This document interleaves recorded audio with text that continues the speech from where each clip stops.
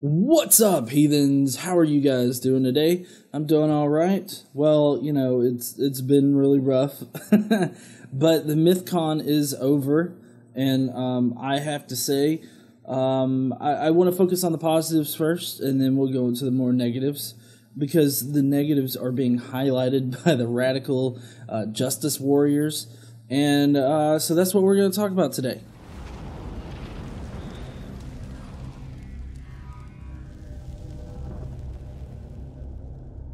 Alright, so let's start with the positives of the Mythcon. We started out the day with the host, Dimitri, pretty much telling people not to be a dick. And that's pretty much rule number one. I have a similar rule for my Facebook group, and that's don't be a cunt. Same principle. And then we have, Greg and June's speech, which was really, really good. They talked about being open and inclusive and really just having the dialogue and how everybody needs to be mature about it and have a dialogue.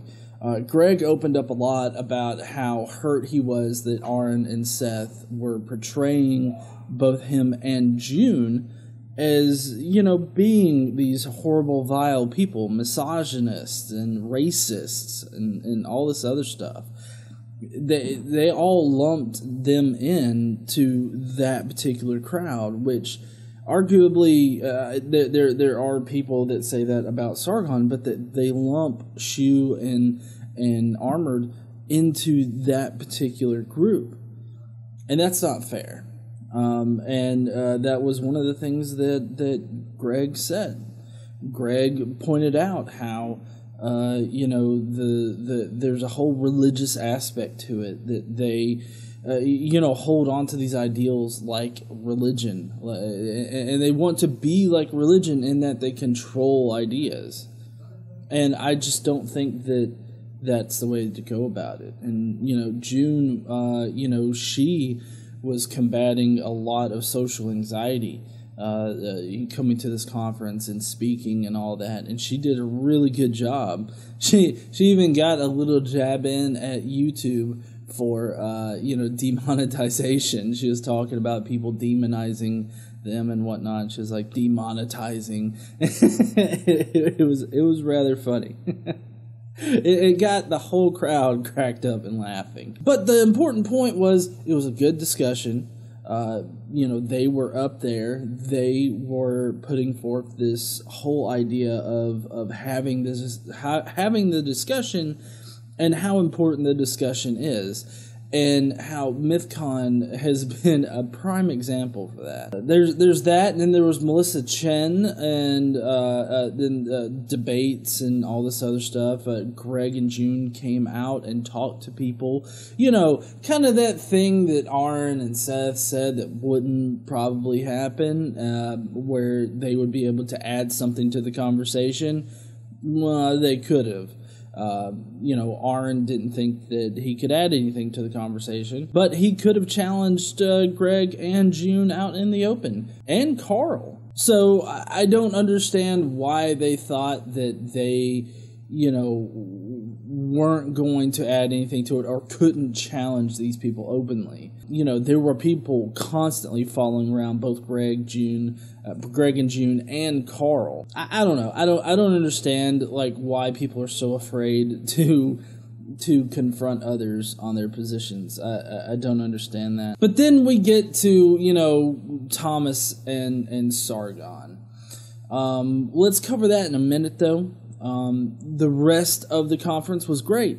Ron Miscavige was there to talk, and he talked about Scientology, coming out of that and everything, and that was a really good talk.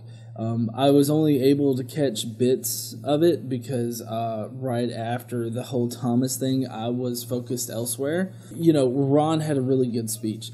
And then after Ron Miscavige was up there talking about Scientology, there was a debate between Faisal and Azra. They are one is an ex-Muslim and one is a Muslim, and their debate was about Muslim or Islam reform and what needs to change in that particular community. as well as other things in the debate that got brought up. And then after that, we had the Batman and Jesus movie, which was awesome. I mean, I guess that's the one that I was really looking forward to. That was the part, like the thing that got the most time out of everything was the debate. And the debate, has always been the highlight of every Mythcon. And it was here because it got the most time. It was an awesome debate. Again, I only heard bits and pieces, but it wasn't anything like the Thomas and Sargon affair. And the Batman and Jesus movie, awesome. Loved it. I can't wait to support them on Indiegogo. Links are down below. Alright, so now Thomas and Sargon. This is the thing that everybody online is painting as representative of the entire conference. And the whole reason why I covered the entire part of the conference that wasn't that is because it is a small amount of time in the conference. Like it was 50 minutes long, and the debate got more time than that. The movie even had more time than that. That one thing does not set the tone for the entire conference. If anything should have set the tone for the conference, it would have been Dimitri and then Greg and Shu. And they were an awesome lead-off to the conference. But now, the Thomas and Sargon thing was a shit show. It really was, but a lot of people are blaming it on Sargon, and it wasn't Sargon's fault. Carl, Sargon, he was at times, he was a little bit, I guess, pedantic. He interrupted Thomas and everything. He wasn't innocent in this, but at the same time, Thomas was much worse. For starters, he started off the day as any feminist does, and yelling at women, insulting people, and generally being a dickbag. A lot of people were saying during the Sargon and Thomas thing that as a woman, I feel unsafe here. If you felt unsafe, it was because of Thomas. I'm just saying that flat out.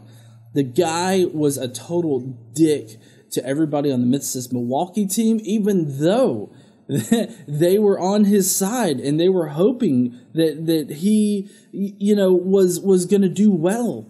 Because that was a conversation that everybody felt needed to be had, and we needed, at least one person on stage that was going to be rational about it. And that's not what we got. But Thomas came out strong in it, and, he immediately went for what he thought was the kill shot, and that was the, I don't even want to rape you comment on Twitter.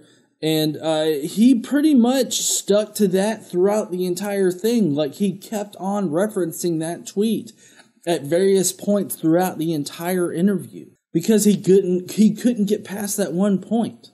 And people are saying that this one 50-minute thing, not even 50 minutes. It's a 1-minute clip that's been going around that apparently is representative of the entire conference.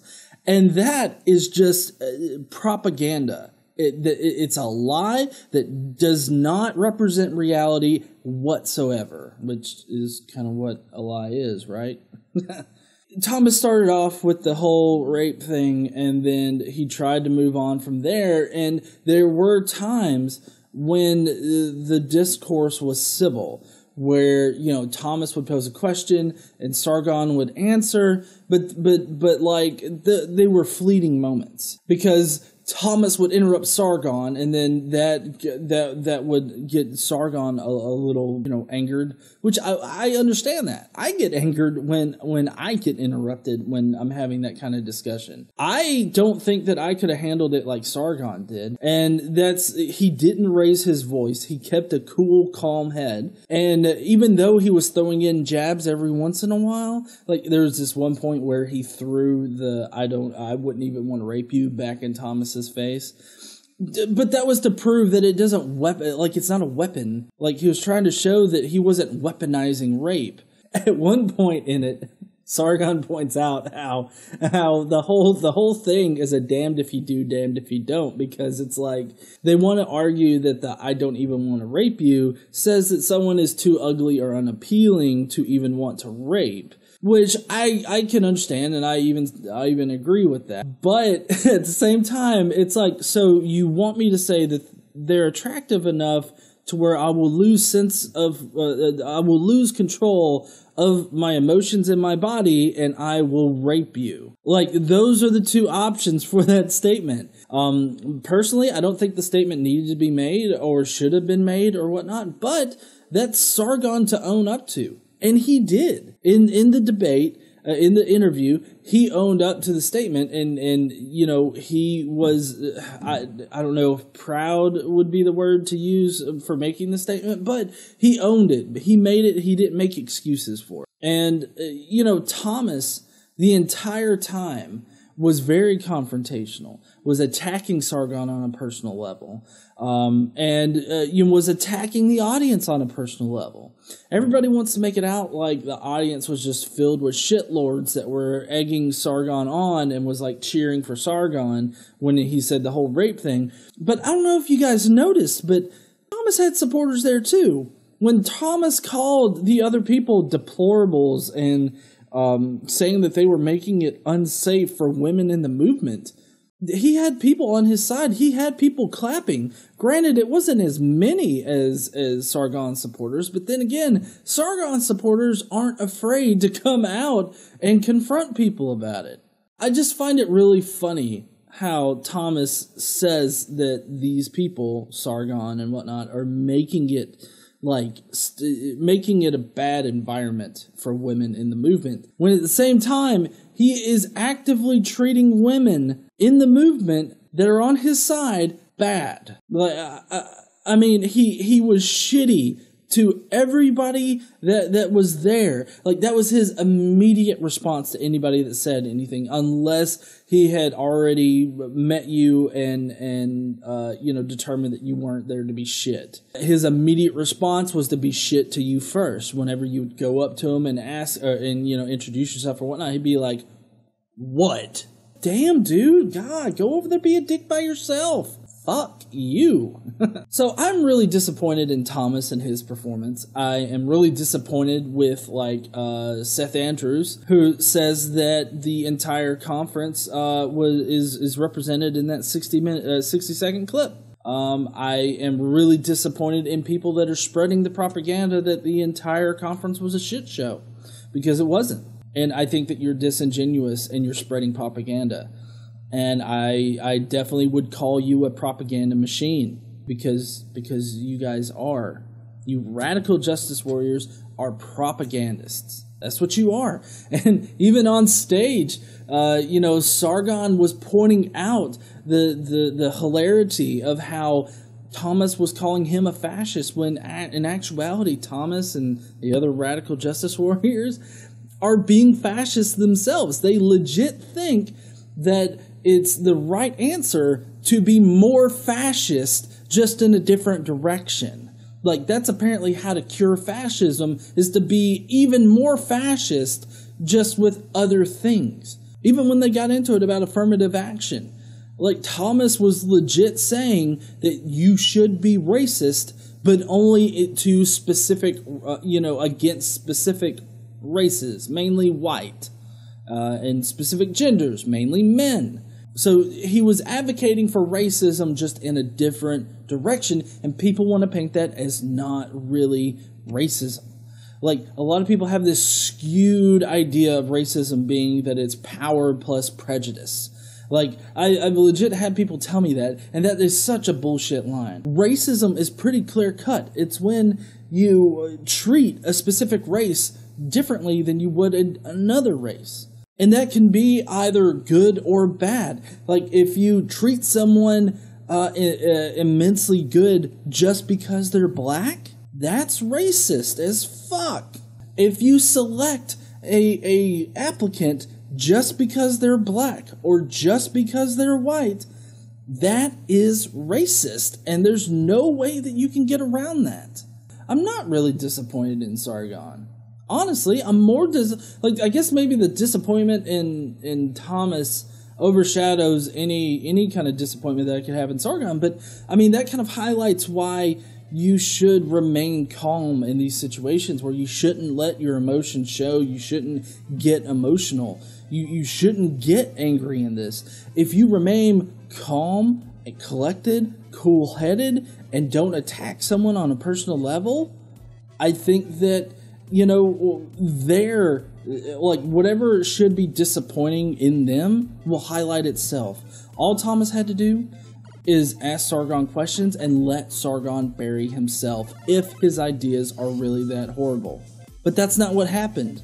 Actually, the opposite is what happened. Sargon let Thomas bury himself, and Thomas fell into that trap. I think that Thomas could have had a productive discussion, but he chose not to. And he chose not to before he even got to Milwaukee. I would love to know what your thoughts are down in the comments below. If you were at the conference, definitely leave a comment. I would love to know what you think about all of the things that I've talked about here. And I guess I'll see you heathens later. Don't forget to stand up and use your voice.